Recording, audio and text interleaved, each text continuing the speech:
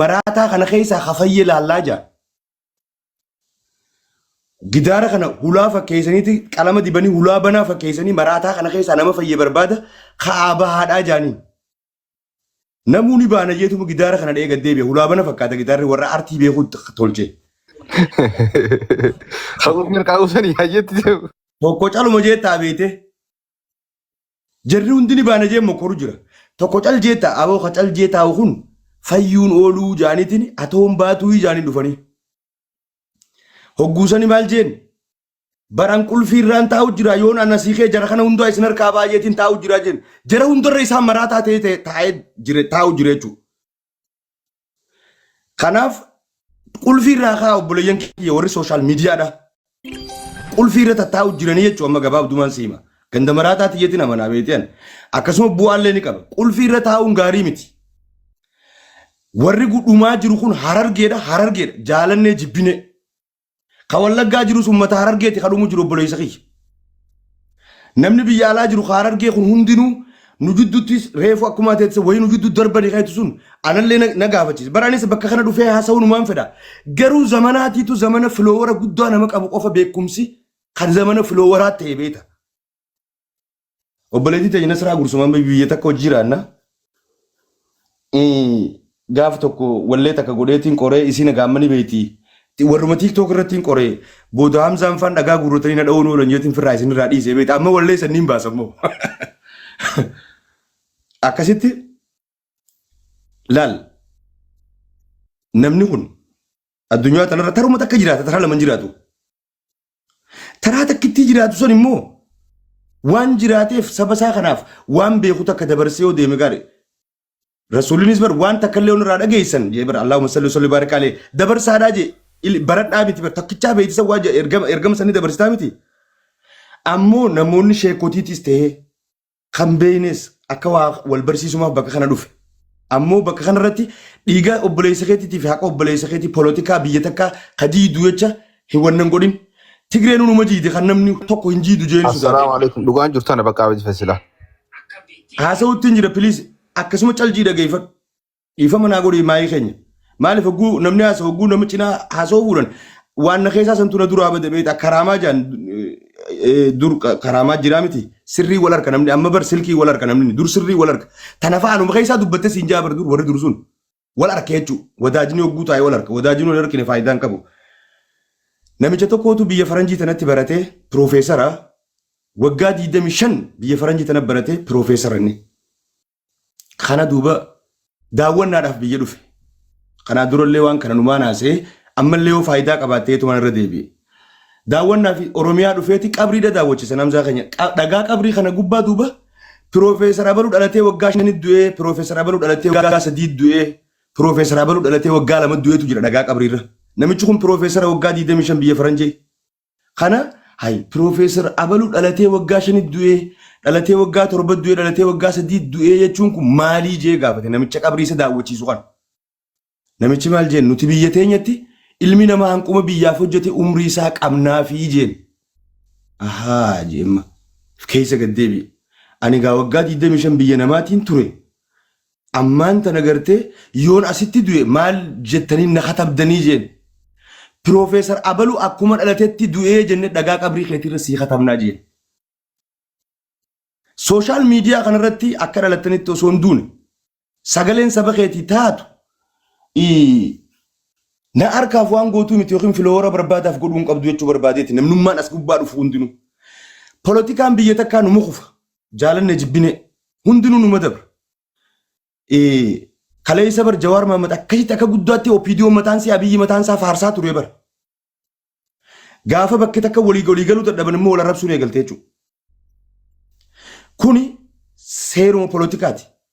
Biyya teenya san keessatti dhibbaan dhibbattiin siifimaa Oromoon bahaa dhumaa jirti rakkoo gurguddoorra jirti jaalattee jibbite. Piippiin achi keessa jirtulleen kana ni beeytiin siin jaabar. Mee hin beeynu haa jaani. Hundi isaanii ni beekan. Caaltuun teenyaas ni beeyti namuutu ni beeka. Nama keenya Harargee qofaa dhumu jira nama keenya Harargeetu rakkoo keessa jira. Hogguun kana juu fidansiidhaan sii galee miti. Harargeen Oromiyaan tun guutuun teenyaa jettee Wallagga qubattee lafa Oromooti jettee. lafateenya lafabbaa keenyaa tettee qubate wallagga keessatti hogguu argeen dhumtu wallaggi iyyuu fi qabaan jaabar arsii fi baales kee dhaabbachuu qabaafiin jaabaran harargeen qoffitii mitiin jaabar ilmaan oromoo guutuun harargeef dhaabbachuu qabaan jaabar kaleessa warra shaamaa ta'ee baqee uummanni kuni akka artiitti sote akkuma hundattu jechuu arra kufaatii miti siigalee miti Qadir martuutu naan jee yaa abdi naan jee kubbaan nu harkaa baatee jirti akkamitti farkatti haa deebifnu naan jee maaltu nu harkaa baaseen jeen karaa hojjiyaanaa beeyte kana osoo karaa hojjiyaanu maal jee boqqollootana karaarra waadanii gurgurti oromoontu bakkeetti boqqolloon nurii dhodhootii beeyte boqqollootana achi gorree bitannee beeyta yaa oromoo jeen nuti silaayis finfinnee keessatti bakkuma boqqollootti gurguraniif jibatti gurguran tan harkachuun waan guddaadhaa jee Qadir waan jaabar kana boqqolloo hojii bitannee tana osoo hojii karaa yaanu Qadir kun akka boombaarlee isa godha gizeedha sirba boombaarlee tokko jira baabilaan soojaa Nutu Amerika kaju tokko naman beeku sani inni jijjiiretuma boqqolloo soogiddaa naan jee irraa nyaattee darbita qoroqondaa bar qoroqondaa jechuun mukeedhaan jedha afaan Oromootti walaloo manaan dha'uufiin jee naan jee jechuudha akkasitti nuti gizeenju akka ilmaan Oromootti hin jechuu jira ammoo akka Harargeetti miidhamnee jirra afaanuma keenya kanaa rabbii waliif nu haa galchu namoota keenya gartee gurguddaadhaafis kabajaa kennu Hamzaa keenya mana kee kana akka ummata Amaaraatti seeratti nu baasi daqiiqaa lama ta'us sadi ta'us akkasitti namu dubbatee raabuu haasa'u kiyyoon dheerese faraqaati eeggadeetiin deebi'a mee dura heerumaa walaa kabajnu walaa dhageeffannu galatoomaan isiniin jaa. galatoomi abdii gadis wallahi umrii dheeradhu maashaallah. Wallahi galatoomi namni beektaa gizee waa akeekuu fi gizee waa himu wahirra waa himuu danda'u qaba. Akka bareedatti waa nu himte wallahi hedduu galatoomi. Burqa furadhume daqiiqaa lama. Okay, galatooma ulfaadhaan tanuma reefu Nasraan jardisaniin xiqqasho sirreessaa yaadni biroo yaada abdii fadisuu fixee jira. Uummata keenya cinaasanii fi uummata keenya lafa teenya san gargaaruun akka wannaan adda naman baafne siyaasaadhaan adda naman baafne fadhu siyaasa jinni adee garuu fadhu waan fedhe adee garuu ummata san cinaa dhaabbatee ummata cinaa jiraachuu qabaa jechuudha. Kan mootummaa deeggarus harasanii isa baasaa jeetuma ummatuma san jaalalaaf deeggaru jira. Ka dhaaba deeggarus, ka oboo deeggarus, ka Johor deeggarus cuftinuu wanni isaan deeggaranii fi ummatuma kanaaf waa asiin karaa kanaan dhiyoodha jaaniiti. Kan ammoo kun siyaasaadha. Ammoo hawaasummaan kophaadha. Ummata keenya hawaasummaadhaan waliin qabna. Obboleeyyanii lafaa fi lafeen siyaasa keessan seentu namoonni ummata kanaaf dirmattan please nama laaltanii namatti aarree abaluu achi jira bakka kanaa abaluu dubbachuu jira jettanii ummata keessan cinaa dhaabbachuu akka hin dhiifne ummata keessan cinaa dhaabbadha. Ummata keessan cinaa dhaabbachuun siyaasaadhaan fuulaan abaluun jaalala abaluun jibbaan bakka san abaluu jiraan hin barbaachisu. Maallaqa immoo wanni barbaachisu qoftiin maallaqa kee bakka inni ga'e eessatti akka dhume eessatti akka booda'aane gaafachuun viidiyoodhaan rikoordiidhaan barreeffamaan waan cufaan isin amansiisuudhaaf waan kana dhugaa jirtu gabbaasuun dirqama koree warra waan kana hojjetuuti jechuudha.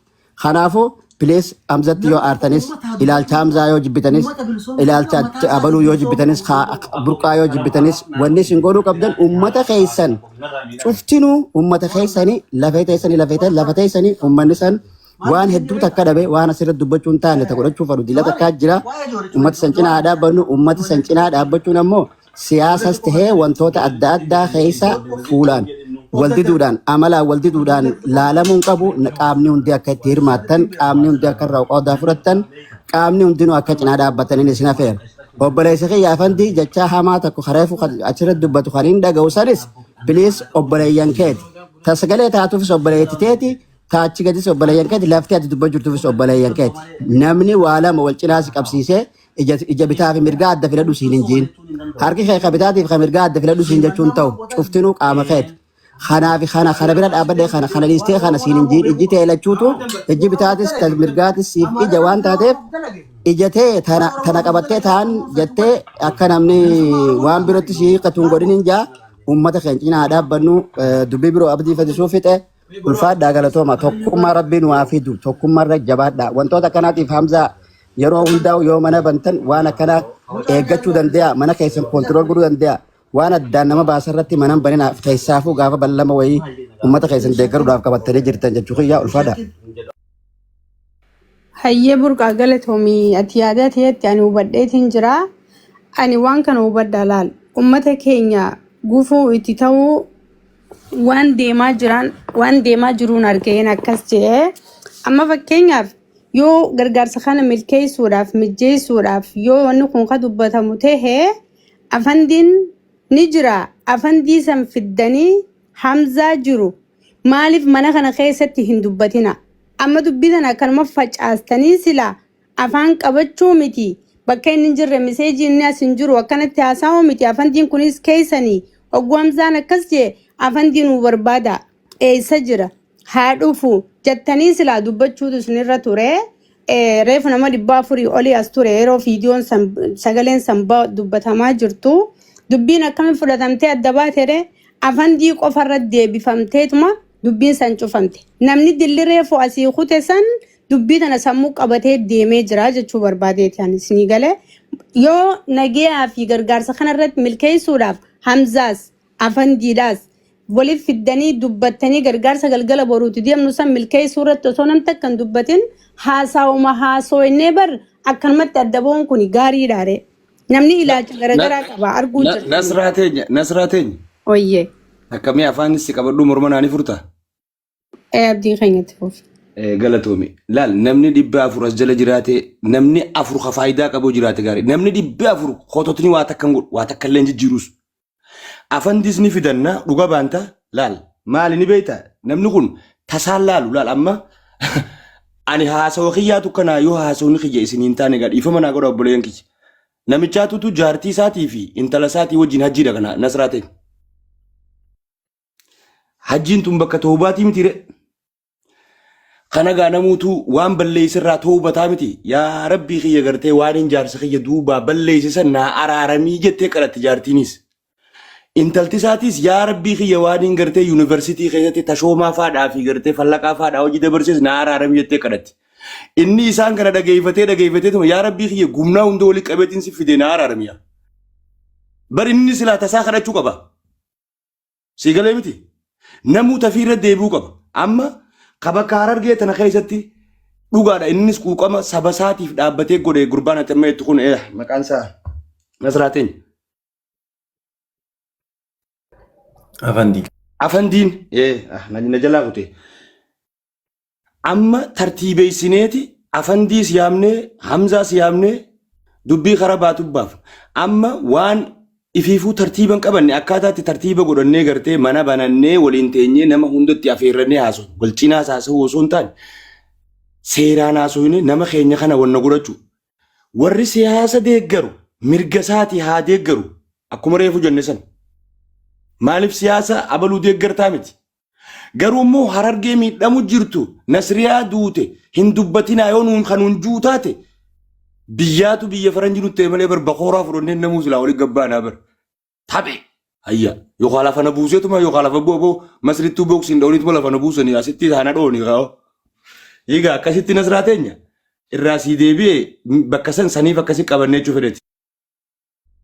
Hayyee galatoomaa abdiin waan biraatiif hin jenne gargaarsi uumma kanaan kun nasiyaadhaan kun ammoo cinaasaniin wal qabanii wal naanneessan gufuutu dhufa. Gufuu tana furuuf ammoo namoota jechoonni adda addaa afaanii beesan waliif fidaniiti dubbii adda bahanii adda baastanii karaa nagayaatti dubbiin xumuramtee gargaarsi itti fufaa. Amma akkuma adda faffaceen namni hundi kun waddaan bittinnaa'ee jira. Sanirra dhaabbadeetiin akka gargaarsi kun gufaa'ee nafne sababa kanatti namni hundi karaa isaa mijatutti haa gargaaru. Tanaaf hin jaabdii keenya. Sirrii jette lakki waan sirrii jette afandii san amma yoo garte sumaanurra wayyaadha isallee kan yaamuu dandeessusi jara gartee amma wanna jee kanallee hanuti ilmaan Oromootii misoo. Ayya wal adabannee uummata keenya harakkate gargaaruu bakka tana walii qabanne polotikaa miti. Uummanni kun achii rakkata sanuu warruma bahaati harakkate nuti warri bahaatu uummata keenyaa dirmachuu baanne kabiraa isaan nu dirmataa'u. Ayyan tana isinirratti isaanillee akkuma amma isinirratti miidiyaa kanarratti isin wajjin wal arguttiin isaanillee haasaa akkanuma dhaggeeffadhee isinirra dhaabbadheetiin jee Hamzaalleen fiduu danda'a, Burqaalleen fiduu danda'a, Abbaa Roobaalleen fiduu danda'a. kanuma abdii keenya galatooma niftaddeet hin jira. Waan kana abdii walitti fiduu dandeeme obboleessa keenyaati. Asii fi abbaan roobaadha. Gufuu tana kar tokkotti baasaa. Gargaarsi kun galgala boruuti sii galee. Yaa kanaaf niftaddeet hin jira galatooma. Abshir amma abbaa roobaatiin keessaaniin wali qunnamaanii Hamzaanis ni jira waliin taane waan gargaarsa kanarratti fuulleeffannaa. Akkasiiti namoota gartee carraan kenniiniif hedduutu jira isaaniif carraa kenne Hamzaa keenya. Ayyee dursitu teenya fudhadhume atiin fudhanne keessa kalleedha.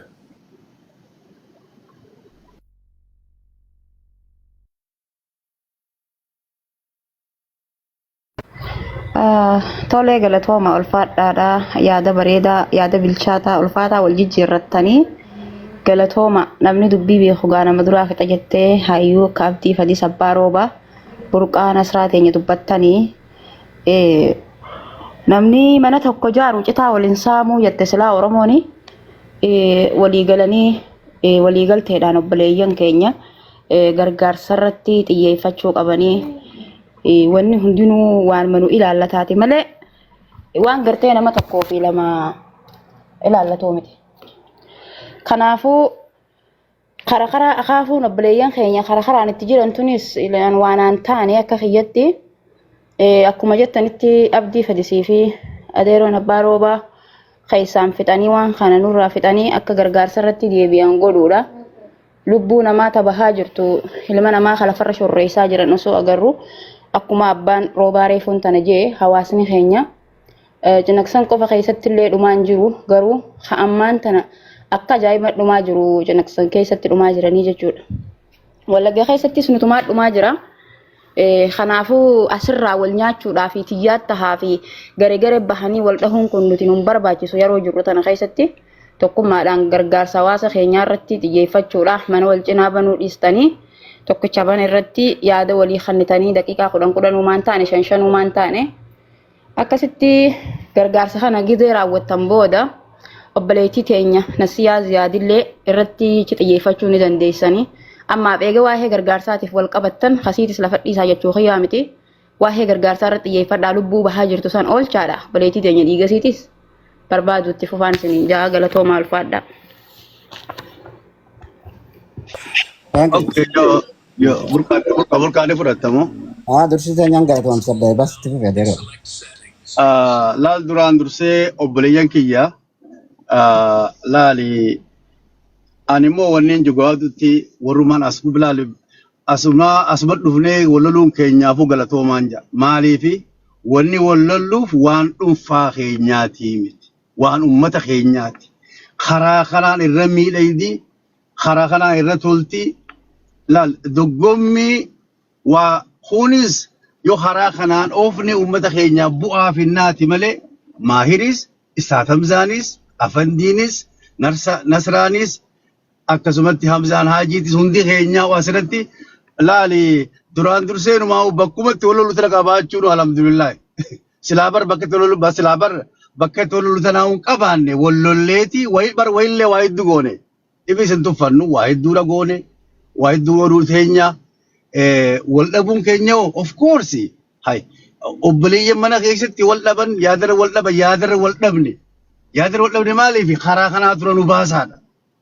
Kara biraatiin yoo nam tokko miilaatu cabe tokko harkaatu cabe tokko mormaatu cabe hundinuu waa goddamu beekaa nama tokko jisanii hawaasa keenya bakka miilli cabee jira bakka mormi cabee jira bakka harki cabee jira hundinuu nama keenya tokko fardiidha akkamitti goonaa kamitti gartee hundinuu nu laallatti lakki miilarraan dubbannu hay miilli cabaan akkamitti deema hay mataa mormi cabaan akkamitti ta'a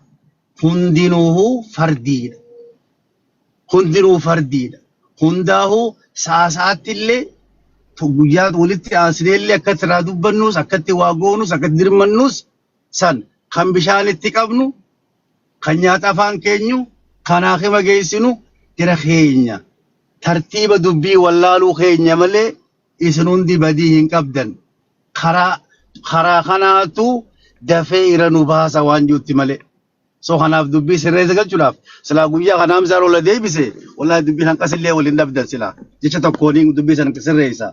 Amma ola deebisuu